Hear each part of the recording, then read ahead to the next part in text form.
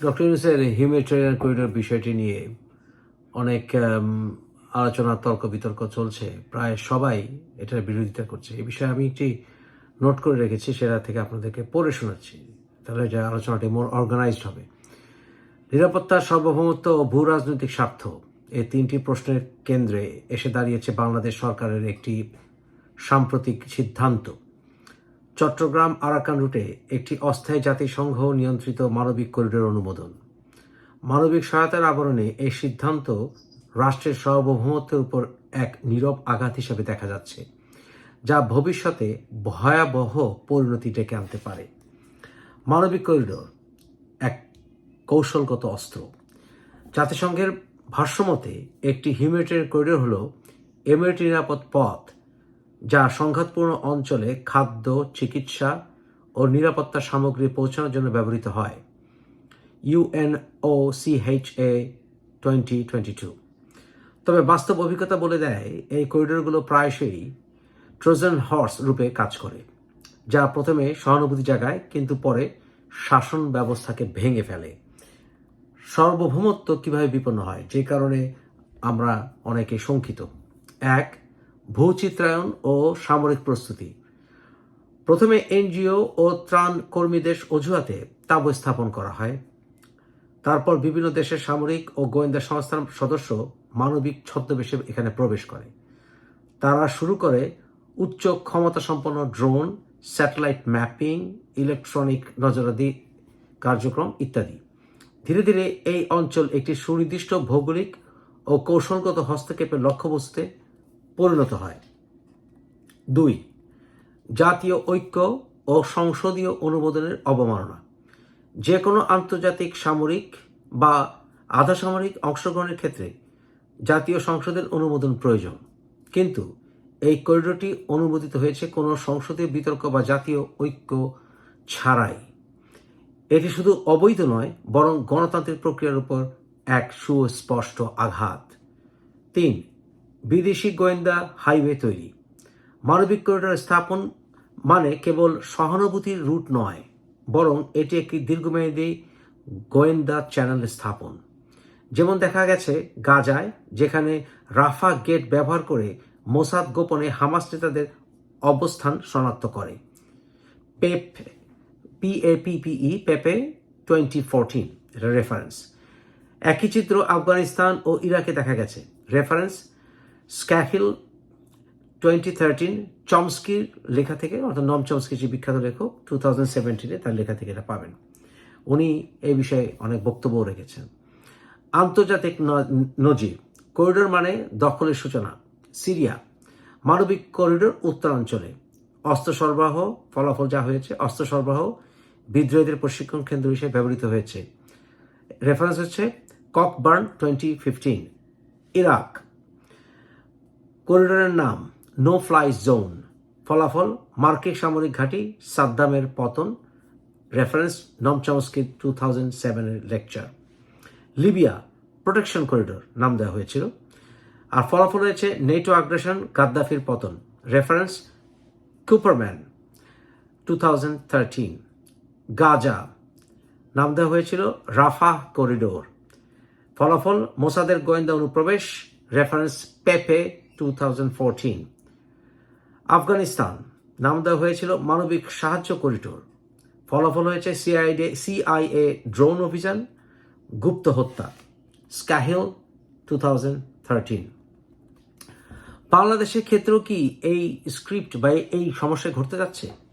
যদি আগামী মাসগুলোতে দেখা যায় এনজিওগুলোর মাধ্যমে মিলিটারি গ্রেড ম্যাপিং চলছে, ইউএভি বা ড্রোন উড়ে বেড়াচ্ছে সীমান্তে, ইউএন বা আন্তর্জাতিক প্রতিনিধি আন্তধর্মীয় সংলাপের নামে মত বিনিময় করছেন শরণার্থীদের ক্যাম্পে, এবং এই 2 বছরের মধ্যে এই অঞ্চলকে সেফ জোন ঘোষণা করে আন্তর্জাতিক বাহিনী মোতায়েন করা হচ্ছে, তবে এটি হবে দক্ষিণ পূর্ব এশিয়ার মুসলিম ভূ অঞ্চলের আরেকটি পেছনের দিকে থেকে দখলের চিত্র। অর্থাৎ এই দিকে এগুচ্ছে বলে আমি মনে করছি। কাদের স্বার্থে এই করিডোর কাজ করে? প্রথম স্বার্থ হচ্ছে যুক্তরাষ্ট্রের। আপনারা জানেন যুক্তরাষ্ট্রের বর্তমান অবস্থা, সেখানে চায়নার সাথে ট্রেড ওয়ার শুরু হয়ে গেছে। তাহলে প্রথমেই আসবে যুক্তরাষ্ট্রের নাম। যুক্তরাষ্ট্রের স্বার্থ কি? চীনের ইন্ডিয়ান ওশান প্রবেশ ঠেকানো, গোয়েন্দা করিডোর তৈরি, দক্ষিণ পূর্ব এশিয়ায় মুসলিম প্রতিরোধ শক্তি দুর্বল করা। ইসরায়েলের কি স্বার্থ? আরাকানকে আধ্যাত্মিক ফ্রন্ট মনে করে ইসরায়েল। মুসলিম পুনরুত্থান প্রতিরোধ আগামে হস্তক্ষেপ দেওয়া, কারণ সেখানে একটি মুসলিম রাষ্ট্র বা বৃহত্তর মুসলিম ইন্টারেস্ট সেখানে সৃষ্টি হতে পারে, সেটা ঠেকাতে চায় ইসরায়েল। ভারতের কি স্বার্থ? উত্তর পূর্ব বিদ্রোহী দমন করা, গাজওয়াতিল হিন্দ এর পূর্ব ফ্রন্ট নিয়ন্ত্রণ করা, টেকনাফ সিওয়ের করিডোর ব্যবহার করা। আরাকান এক কৌশলগত ভূখণ্ড, চীনের belt and road initiative BRI এর প্রবেশপথ, বঙ্গোপসাগরের মোহনা নিয়ন্ত্রণাধীন এলাকা, হিন্দু বৌদ্ধ মুসলিম মিশ্রিত ভূগোল, ভবিষ্যৎ বিভাজনের সম্ভাব্য ক্ষেত্র, মুসলিম দুনিয়ার একটি ভৌগোলিক এবং আধ্যাত্মিক কেন্দ্র হিসেবে গড়ে উঠতে পারে। এখন সেটিকে থামানো হচ্ছে। জাতিসংঘ নামধারী গোপন অস্ত্র সংস্থা WFP, WHO, UNHCR প্রকৃত ভূমিকা তারা কি করবে? প্রকৃতভাবে তারা তথ্য সংগ্রহ এবং স্থানীয় বিভিন্ন রকমের তথ্য সংগ্রহ করে সেগুলি বিশ্লেষণের জন্য তারা কাজ করবে। সংস্থা MSF, সেভ দ্য চিলড্রেন, তাদের লক্ষ্য কি হবে? সামরিক ম্যাপিং ও জনমত পর্যালোচনা। UN troops, blue helmets, NATO এর ছায়া সেনা এবং দখলের একটি পদক্ষেপ। এসবগুলোই আমি লিখেছি বিভিন্ন সোর্সেস থেকে গবেষণার মাধ্যমে, যা পূর্বে বিভিন্ন প্রমাণ পাওয়া গেছে। বাংলাদেশ কি পাচ্ছে এই করিডোর দিয়ে? অল্প কিছু বৈদেশিক মুদ্রা ও সহানুভূতির নাটক। কাজে আমাদের জন্য কিছুই হয় না। নিজের ভূমিতে নজরদারির ড্রোন রুট, সীমানা নিয়ন্ত্রণ হারানোর সম্ভাবনা, এক ধরনের জাতিসংঘ পরিচালিত মুসলিম থিম পার্ক, যেখানে বাস্তব শরণার্থীর দুঃখ আর রাজনৈতিক পরীক্ষা নিরীক্ষার মঞ্চে পরিণত হবে, যেখানে নাটক ছাড়া আর কিছুই হবে না। পরিণতি, নেতৃত্ব বদল, পরিকল্পনা ওই একই। হাসিনা রাজনৈতিক পতনে অনেকে স্বস্তি পেয়েছেন, আমিও পেয়েছি, আপনারাও পেয়েছেন, কিন্তু অন্তর্বর্তী সরকার এবং তাদের পশ্চিমাপন্থী পরামর্শদাতারা এই করিডোরের মাধ্যমে পশ্চিমা পরিকল্পনাকে বাস্তবের পথ সুগম করছে। Doctor Yunus, Davos and Gates Foundation এর প্রিয় একজন মুখ। এখন আন্তর্জাতিক উন্নয়নের নামে বিদেশি হস্তক্ষেপকে উনি স্বাভাবিক করে নিয়ে এসছেন। কি করণীয়, কি করা যেতে পারে? গবেষণা, মুসলিম সমাজের গবেষক, শিক্ষার্থী, আলেম, চিন্তাবিদদের জাতীয় নিরাপত্তা ও ভূ রাজনীতি নিয়ে পড়াশোনা বাড়াতে হবে, এ বিষয়ে কথা বলা শুরু করতে হবে। প্রতিরোধ, সংসদীয় অনুমোদন ছাড়া কোনো বিদেশি হস্তক্ষেপ নেওয়া যাবে না। সুতরাং নির্বাচিত সরকার প্রয়োজন। এর আগে কোনো রকম বিদেশি হস্তক্ষেপ বাংলাদেশের সভারেন্টির ক্ষেত্রে মেনে নেওয়া উচিত নয়। সচেতনতা, মানবিক সহায়তা নিয়ে রোমান্টিকীকরণের বন্ধ করতে হবে। কোনো রকমের মানবিক সহায়তার নামে কোনো রকম কাজ হস্তক্ষেপ, কোনো বিদেশি হস্তক্ষেপ এখানে মেনে নেওয়া হবে না, একেবারেই না।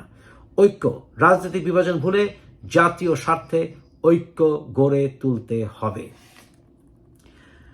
চট্টগ্রাম আরাকান করিডোর কেবল একটি সহানুভূতির রুট নয়, এটি একটি পূর্ণাঙ্গ ভূ রাজনৈতিক জাল, যার ফলাফল হতে পারে বাংলাদেশের সার্বভৌমত্ব ও নিরাপত্তা ব্যবস্থার চূড়ান্ত বিপর্যয়।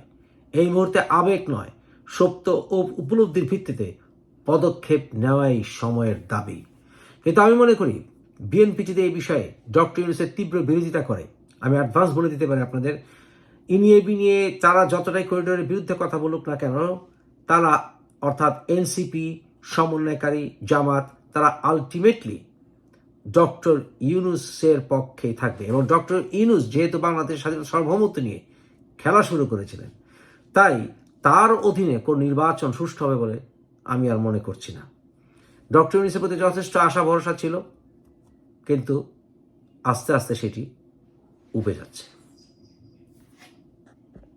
ডক্টর ইউনূস ক্ষমতায় আসার পর থেকে যা শুরু করেছেন এগুলার মেনে নেওয়া যাচ্ছে না।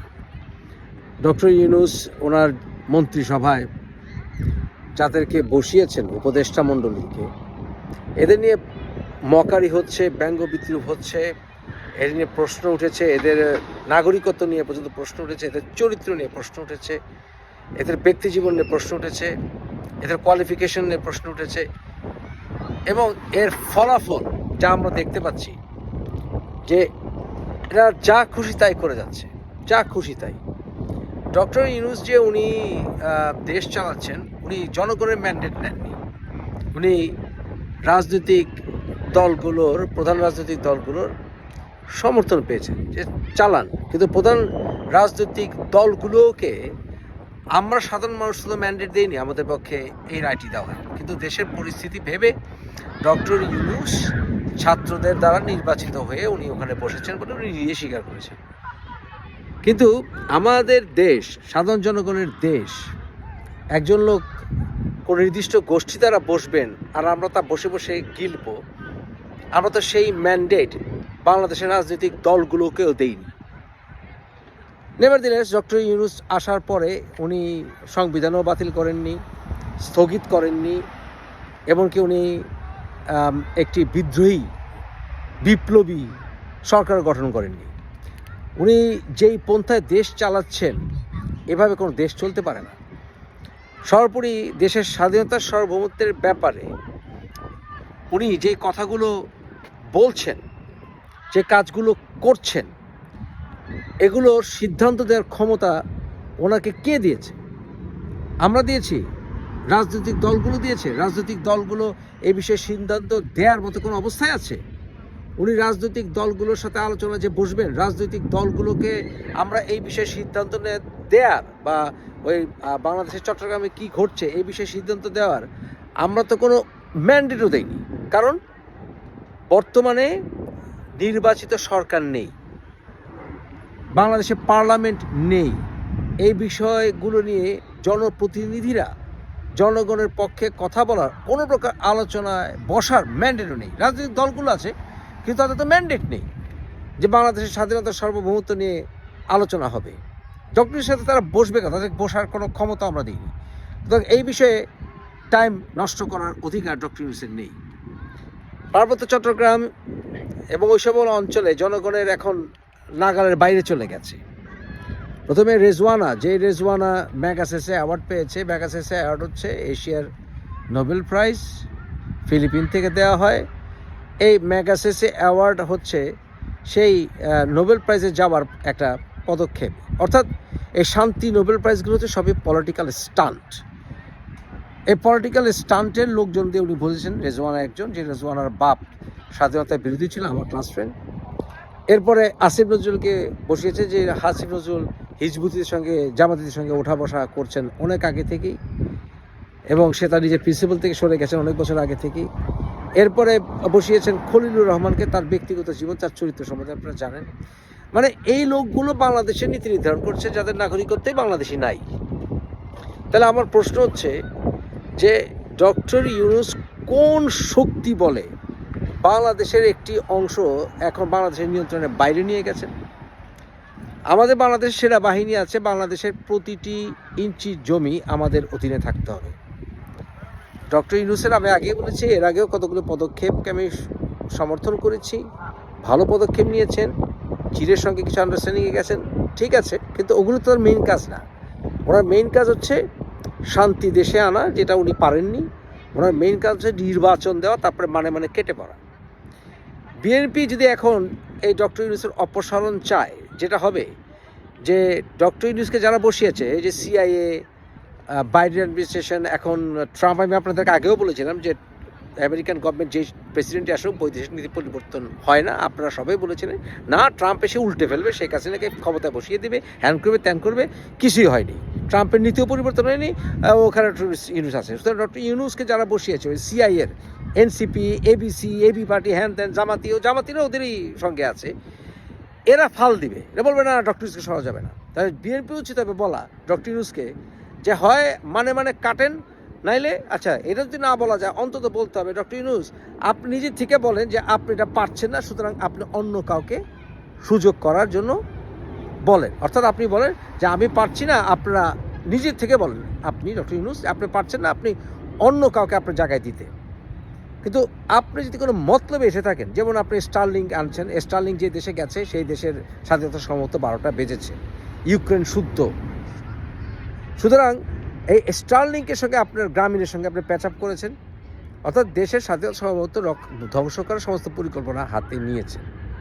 অতএব আমি বিএনপি নেতৃবৃন্দ থেকে বলবো, আপনারা যদি এখন ডক্টর ইউনূসের অপসারণ চান, তাহলে একটা যেমন সমস্যা হবে, but at the same time এনসিপিরা লাভ দিবে। কিন্তু আপনাদের উচিত হবে বলা ডক্টর ইউনূসকে যে আপনি যেহেতু পারছেন না, যদি না পারেন স্বাধীনতা সম্মত কনভার্স করতে পারবেন না, নির্বাচন ইমিডিয়েটলি দিতে হবে। কারণ জনগণ কোনো দলকে ম্যান্ডেট দেয়নি এই বিষয়ে কথা বলার, এখনও আপনাকে ম্যান্ডেট তো দেয়নি। সুতরাং আপনি যদি এগুলো রক্ষা করতে না পারেন, আপনি আমাদেরকে সুযোগ দেন, আমরা আপনার জায়গায় অন্য কাউকে খুঁজে নেব। এবং কোনো পার্টির এই বিষয়ে ডক্টরের সঙ্গে বসারই প্রয়োজন নাই। কারণ কি, কোনো পার্টিকে আমরা ম্যান্ডেট দিই নেই, আমি যা বললাম, ডক্টর ইউনূসকেও ম্যান্ডেট দিই নেই। ওনার দ্রুত এখান থেকে কেটে পড়তে হবে। এবং বাংলাদেশের প্রতিটা ইঞ্চি জমি যদি উনি অন্য দেশের কোনো নাগরিকদের নিয়ন্ত্রণে দেন, সেটা অন্য দেশের সেনাবাহিনীতে দূরের কথা, তাহলে ডক্টর ইউনূসকে ক্ষমতা থেকে সরানোর জন্য যা যা করণীয় সমস্ত রাজনৈতিক দলের একত্রে করতে হবে, একত্রে। এখন আওয়ামী লীগ নাই সিনে, কিন্তু আওয়ামী লীগের পক্ষে, আওয়ামী লীগের মতবাদের পক্ষে অনেক লোক আছে, তারা কেউই ডক্টর ইউনূসের পদক্ষেপগুলোকে পছন্দ করছে না। আমি আর আপনি লাইক করি বা ডিসলাইক করি, এতে কোনো আসে যায় না। অধিকাংশ মানুষ, বাংলাদেশের অধিকাংশ মধ্যে 99% মানুষ ডক্টর ইউনূসের এই পদক্ষেপগুলোকে বাংলাদেশ স্বাধীনতার সার্বভৌমত্বের সাথে ফাইজলামি ছাড়া আর কিছুই মনে করছে না। তাই আমার মনে হয় বিএনপিকে এই বিষয়ে এগিয়ে যেতে হবে, এবং বিএনপি জনসমর্থন পাবে এই বিষয়ে 100%। জনগণ সবাই থাকবে, সব পার্টি তাদের পিছনে থাকবে। এবং এনসিপি যে সিআইএর দালাল এবং সমন্বয়কারীরা সিআইএর দালাল, জামাত যে সিআইএর চুপা দালাল, এটা প্রমাণ হয়ে যাবে। আপনারা যদি মনে করেন যে স্বাধীনতার সার্বভৌমত্ব নিয়ে খেলছে ডক্টর ইউনূস, যদি মনে করে থাকেন, তাহলে তার অধীনে নির্বাচন সুষ্ঠু হবে, সেই নির্বাচন দিলেও এটা কেন মনে করেন? এটা মনে করার কোনো কারণ নেই। আর ফাইনালি ডক্টর ইউনূস উনি ইলেকশন নিয়ে টালবাহানা করবেন, এটার ক্ষেত্রে যদি ওনার রিপ্লেসমেন্ট চিন্তা না করেন এবং তারপরে আন্দোলন যান, বা ওনার উপরে প্রেশার ক্রিয়েট না করেন যে উনি থেকে ওনার রিপ্লেসমেন্ট দেবে, তাহলে ওয়াকার ক্ষমতা নেবে। আর ওয়াকার যদি ক্ষমতা নেয়, তাহলে ওই আওয়ামী লীগ চাঙ্গা হবে, সেটা হতে দেওয়া যায় না। যদিও ওয়াকার আওয়ামী লীগের সঙ্গে অনেকভাবেই বিট্রে করেছে, আওয়ামী লীগ ওয়াকারকে এখন বিশ্বাস করে না।